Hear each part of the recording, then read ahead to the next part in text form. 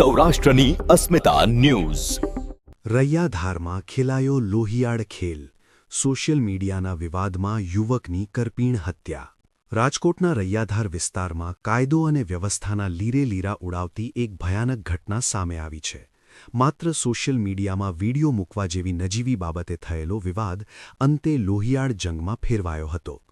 5 શખ્સોએ પૂર્વ આયોજિત કાવતરું ઘડી કાકા ભત્રીજા પર 3 લોકો પર કુહાડી, ફરસી અને પાઇપ જેવા જીવલેણ હથિયારોથી તૂટી પડી આખા વિસ્તારને થથરાવી દીધો હતો।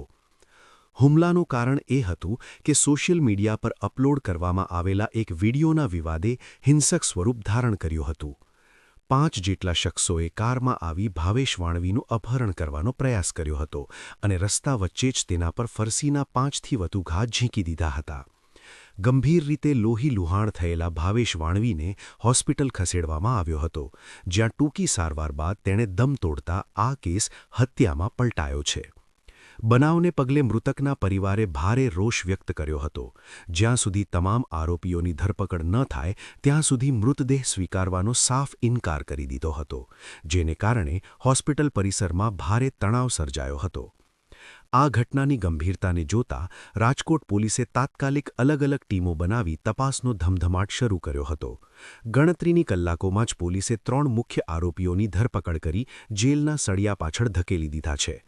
હાલ રૈયાધાર વિસ્તારમાં પોલીસનો ચુસ્ત બંદોબસ્ત તૈનાત કરી દેવામાં આવ્યો છે, જેથી કોઈ અનિચ્છનીય ઘટના ન બને।